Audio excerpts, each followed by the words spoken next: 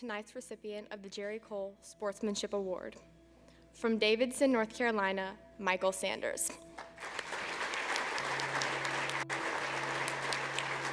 First of all, I'm very humbled by this honor as I look around the room and see many of my friends and peers and know that there are many others equally deserving of this award. I'm also honored to be associated with two previous recipients, including two people who've been very important to me. Cooper Dossie, who's been a good friend and inspiration to me as he lives out his life in faith on the golf course and off. And Thomas Walsh, who first invited me to play in the Carolina Cup 4 years ago. Thomas was the one who got me involved in giving back to others through the game of golf and Leadership Links. I especially want to thank Mr. Stephen Hamblin, Executive Director of the AJGA, for giving me the opportunity to play junior golf at the highest level. I've met an amazing group of fellow competitors, many of whom have become some of my closest friends. I would also like to thank Beth Doctor from Leadership Links, who's partnered with me and my family to run the Carolina Cup to raise money for the Jack Nicklaus Children's Healthcare Foundation. Many thanks also to Ryan Ressa and TaylorMade Adidas Golf for donating shirts and balls to the event and partnering with the AJGA. Finally, I want to thank my parents and my sister Tyler, who are here tonight, who have supported my dream to play college golf and challenged me to use the natural ability and passion for golf that God has given me to bring glory to Him and to serve others. Good sportsmanship on the golf course hasn't always come easily for me, as I'm pretty competitive and have difficulty controlling my emotions.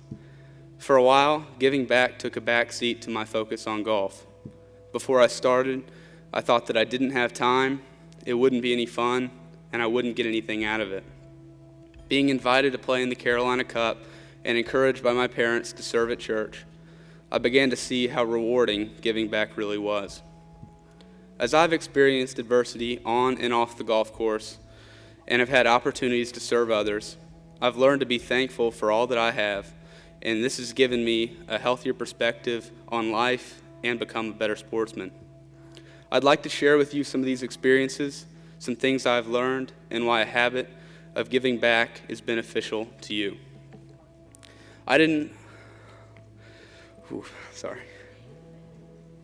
Until May of 2015, I'd had little adversity in life, being blessed with a loving family and good health.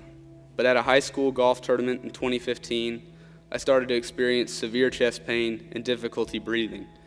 I didn't understand the severity of my condition and continued to play in pain because I didn't want to let my teammates down. When I got home, my parents contacted my doctor, who recommended that I go straight to the emergency room. The doctors ran tests and diagnosed me with viral pericarditis, a condition causing inflammation around the heart. I was sent by ambulance to the Children's Hospital in Charlotte and monitored overnight. All I could think about was missing my conference championship the next day and possibly missing out on the state championship the week later. Our high school team had come close, but had never won a state championship, and there were 4 seniors graduating, and I wanted to be there to help them finally win. Although it could have been a life-threatening illness with potential permanent heart damage, I recovered quickly, and I was released by the doctors less than a week later. I was so thankful to be healthy and to be able to play golf again that I played some of my best golf of the year and helped my team win its first 3A independent school state championship. Prior to that time, I struggled in some AJGA Open events and invitational events, missing the cut or placing near the bottom. My parents had encouraged me to go on a mission trip with my church youth group to Costa Rica that July. I was concerned because I wouldn't be able to practice, that I would only have a week to prepare for the U.S. Junior. I knew it was a great cause, and I was looking forward to helping others and teaching children about Jesus, but I still had reservations. What I didn't realize is that I would receive much more from the children than I gave to them. These children walked several miles with bare feet over unpaved rocky roads to get to the church where we led Vacation Bible School, but they were so joyful when they got there. It was humbling to see how joyful and thankful they were, despite having so little, and it made me realize how much I take for granted. Returning home from Costa Rica, my golf game was rusty, but my mental attitude had never been stronger. As a result of this new mindset, I made match play at the U.S. Junior and won 2 AJGA events in a row at the end of the summer.